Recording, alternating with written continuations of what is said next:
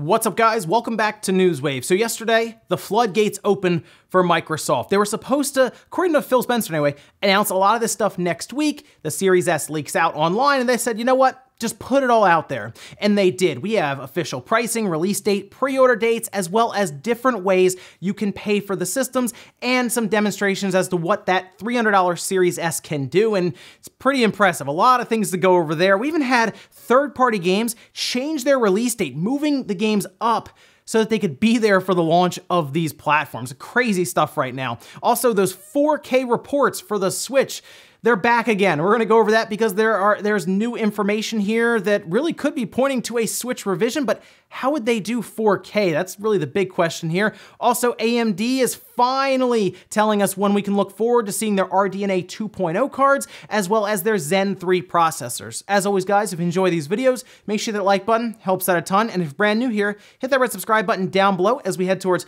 500,000 subscribers. And we're gonna start today with part of that 4K report out of Bloomberg. This, however, talks about the number of units that Nintendo is trying to push to produce for this current fiscal year. We had talked about previously how Nintendo had pushed up to 25 million, which was already a lot for the fiscal year. Bloomberg is now reporting that Nintendo is going a bit further and now upping that 25 million to 30 million for this fiscal year. And if you go into a store now, it's very hard to find a Switch. I have not seen a Switch on store shelves in a while, and I know originally that was because they were having production issues because of the pandemic and factories were shut down.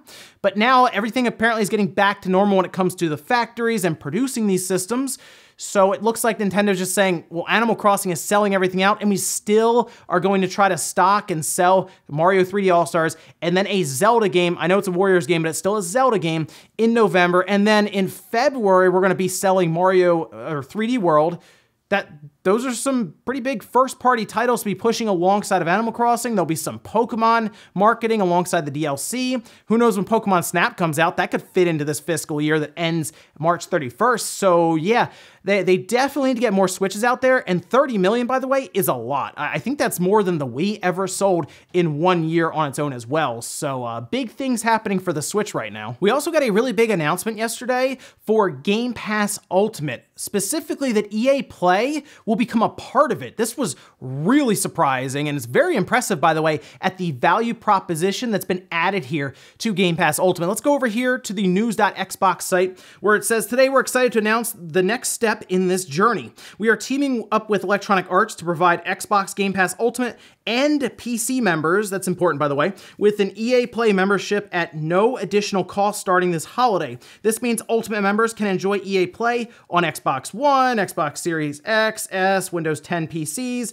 and this will also be available on Windows 10 as they show there. Larry Herb did go on a bit further to talk about if you already have EA Play, what will happen, saying users who have both Xbox Game Pass Ultimate and EA Play purchased through Xbox will have their EA Play membership canceled, and any remaining time over 50 days will be rounded up and converted to the nearest month of Xbox Game Pass Ultimate at a ratio of 3-to-1 based on estimated retail. So this is impressive. I mean, having EA Play added to Game Pass Ultimate is just more value on top of already insane value for $10 a month, right? Or $15 a month, I guess, for Game Pass Ultimate there. That's still quite a bit. EA Play has actually a lot of games, I think over 60 in the vault now, and they'll add like the older sports titles. So if you don't really care about the newer ones, you'll play the older ones, you should be able to just fire it up now with Game Pass Ultimate, and they let you do those 10-hour trials on newer games they're putting out. Like Need for Speed Heat, I actually played through, it was EA Access, I think they changed the name to EA Play now, and I liked it, so I ended up picking the game up after playing it for several hours just through that service. So, like I said, it's just more value, and it's actually really impressive for what they're offering at this monthly rate now. Oh, and just for fun, we've talked about the PlayStation 5 box art a couple of times. I'm not really sold on that odd, seemingly out of place white strip at the top, but it looks like several box arts were updated on Amazon. Check these out, by the way. Some of these were pulled down, but you can see we have Returnal, Destruction All-Stars, Sackboy, A Big Adventure, Demon's Souls, and Gran Turismo 7. I believe half of these are probably placeholder ones, including Gran Turismo 7, mostly because they were asking, hey, which car should be on the cover of our game. That was on Twitter the other day, so yeah, that's definitely not the final box art, but Demon's Souls look pretty good, I think, with what they have there, and they also had some screenshots, so I'm hoping that game is a launch title, because a lot of people were figuring some of these games here with box art getting updated is saying that it's going to be around launch, maybe in the first year for a lot of these games, but like Demon's Souls at launch would be cool. I don't know, that white strip at the top still kind of throwing me off. Let me know what you think with all of these box arts kind of in front of you. How it's kind of looking with that white strip and like the blue casing. And guys, with some of the quick news out of the way, let's get into the bigger stuff. Let's go right in to the Xbox Series S and the Xbox Series X information.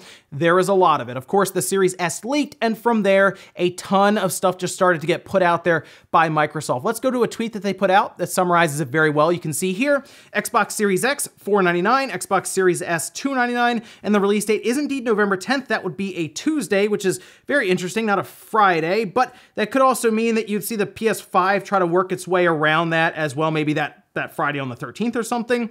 But this is all official information here from Microsoft, with pre-orders starting September 22nd. So that's in just under 2 weeks. You're going to want to be ready. I know people are saying there's no first-party title there to really push things, but that Series S at $299 is very compelling for people right now. They're seeing this right now with some of the demonstrations they're putting up. They showed Gears 5 running at 120 frames per second on the Xbox Series S. That is a $300 machine. That's the price that the Xbox One S is going for currently. The big drawback, obviously, half the SSD storage, and of course, no disk drive. But I think based on what I saw inside of the system, because they put out an image that shows it kind of blown apart and shows the different pieces. I did a video kind of doing a rundown of the motherboard and the cooling system on the second channel, so check that out if you are interested. I think it's gonna be a fairly quiet box. It's very minimalistic and efficient inside, so I think this is gonna be a good system,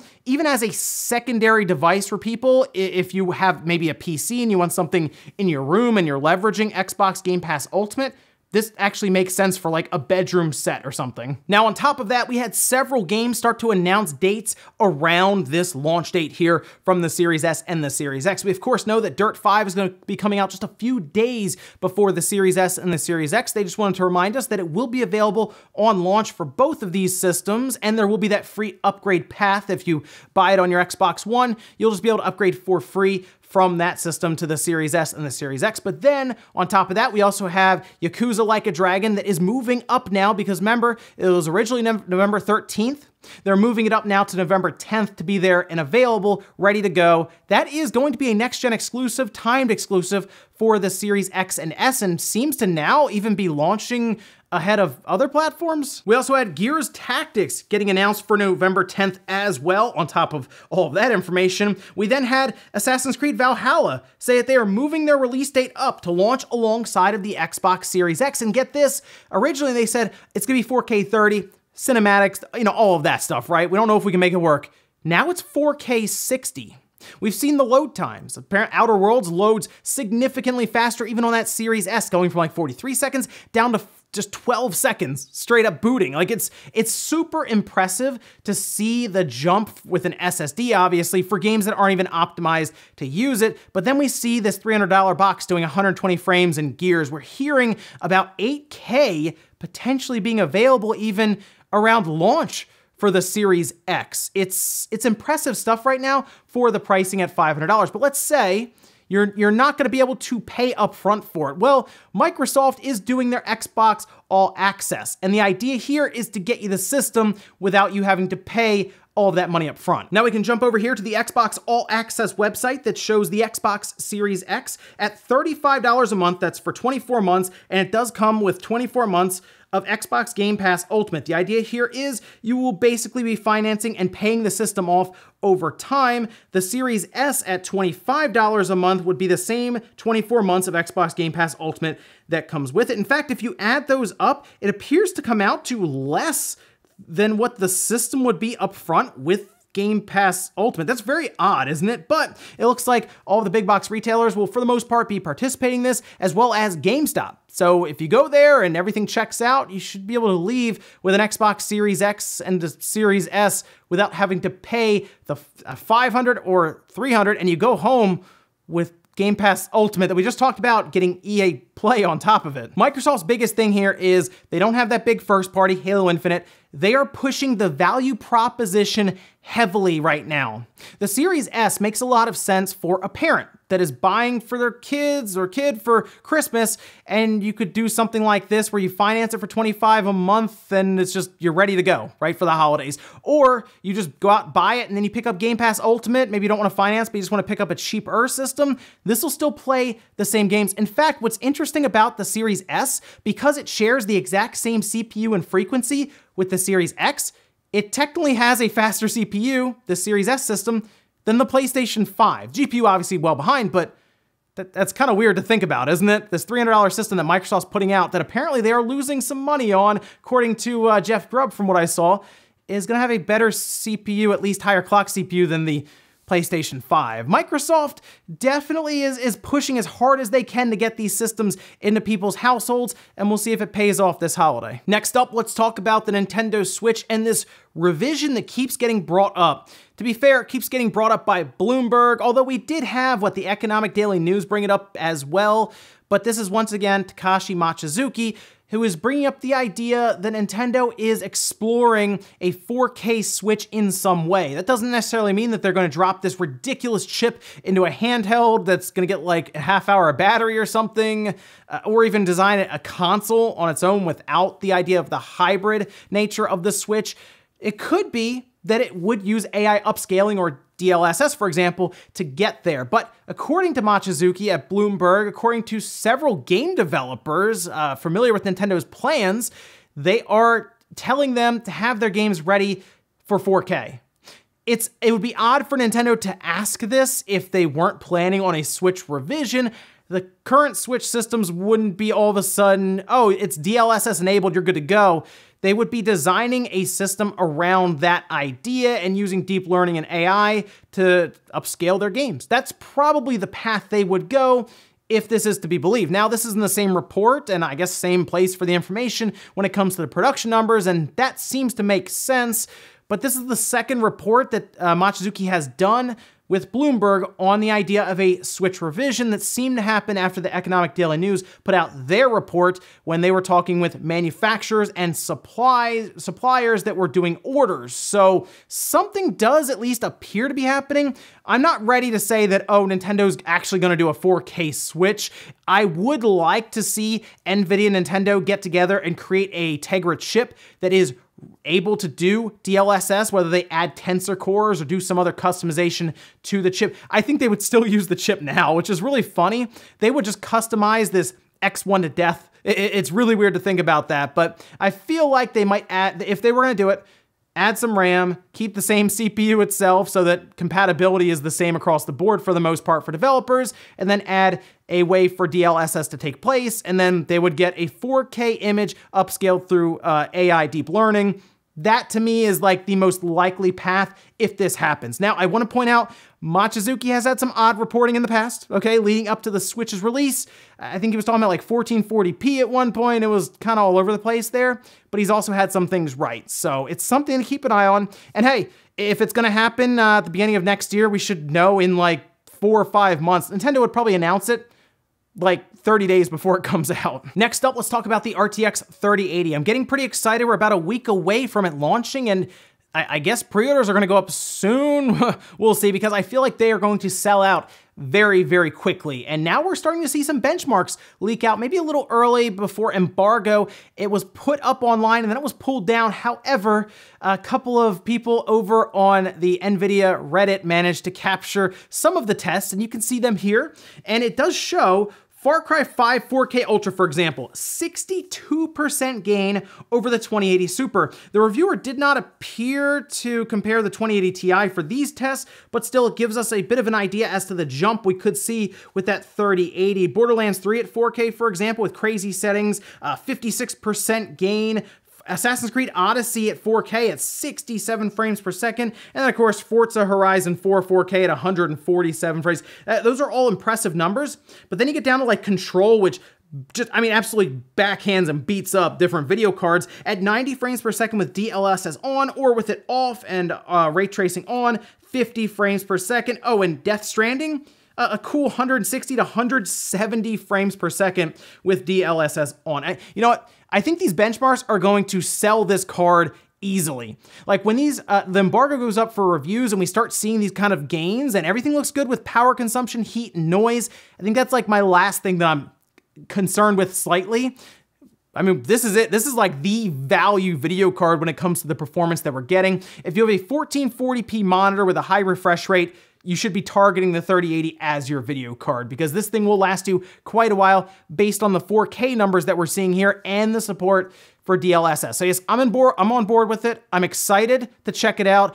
I'm curious about the build quality of it when it comes down to the overall heatsink fan, noise level, power consumption, and temperatures, but performance, you can't argue with what we're seeing here. It looks good. And in our last bit of news, let's talk about AMD because they've been pretty quiet. And really after seeing NVIDIA kind of drop the microphone with their RTX lineup, the 30 series and that 3080 that we just talked about, I was unsure how they'd be able to match that, but it looks like they're going to try pretty soon. I will say I'm a little surprised they're waiting as long as they are, but they put this slide out here that dates 2 different events. The first one is for Zen 3, which is probably the one after seeing that RTX 3080 that I'm most interested in because I would like to upgrade to a Zen 3 processor if everything looks really, really good. But you can see, it says October 8th, so that is, yeah, about a month away. But then we have to wait all the way until October 28th for their new RDNA 2 cards. And I'm a little surprised that they're gonna wait about 2 months since NVIDIA showcased all of their cards. I figured AMD would want to go a little closer to it, especially to try to do something ahead of NVIDIA launching their cards, which is next week. I don't know why NVIDIA waits so long since there's a lot of hype around that 3080, and if you can do anything to cool it off and maybe pull some interest away from it towards your cards, by the time AMD showcases their cards, maybe they're not even coming out this year and that would make sense, but if they are coming out this year, I don't know why you would wait so long since when the 30 series goes on sale. I mean, we're talking like a month and a half to show your cards. It's very odd, unless there really isn't a ton there for the high-end market and they're gonna target the budget market, which there's a large window there right now since the cheapest card that NVIDIA showed was $500. If AMD shows up with a very compelling $300 card, okay, that would make some sense as to why they might have waited this long, and we'll see what they have. It's odd that we're waiting all the way until the end of October to see their new RDNA 2 cards. And we'll finish up with the comment of the day as you're seeing here. This is from Shadow saying, I bet Ubisoft are calling their games quadruple A so they can justify throwing a $70 or $80 price tag on them. I would agree. You might be onto something there because Ubisoft, of course, would love to charge $70 or $80 for their games, but how do they do that? What if we just told people they were quadruple A instead of triple A? We'll throw an A on there, and that'll make it look more valuable. I think that's what is going on, to be honest. I mean, it makes sense, right? To say, hey, our games cost a lot more to make, so we need that extra $10 or $20. Instead of $60, it's gotta be $80. I mean, they already kind of do that because Assassin's Creed Odyssey had like that EXP booster that people actually bought because it did help. They introduced an artificial grind so that the game basically costs $70. They do all the collector's editions. It's really been a while since a Ubisoft game was just a flat $60, right? But Ubisoft Forward is today. There are rumors that there is a Prince of Persia remake of some kind. They even teased something from Sands of Time in one of their cards recently, and I was hopeful that that means that they would show it, but that would make me happy. So they probably won't. And ladies and gentlemen, that's gonna do it here for Newswave. If you enjoyed this video, guys, hit that like button, really helps out. If not, hit the dislike. Leave comments down below about everything we talked about here today, whether it's that Xbox Series X or that Series S. Let me know if Microsoft managed to sell you on either of them with all the announcements they had, whether it's the pricing for the Series S or even the performance that may have surprised you a bit. Let me know about that down below. Also, what about AMD going a little later in the year than even I was thinking with their new video cards? Are you going to wait to see what they have to offer, or are you gonna try to snap up one of those 3080s before they sell out? Oh, and a 4K Switch. What are the odds of that launching in the first quarter of next year? Thanks guys for watching, and I'll see you next time.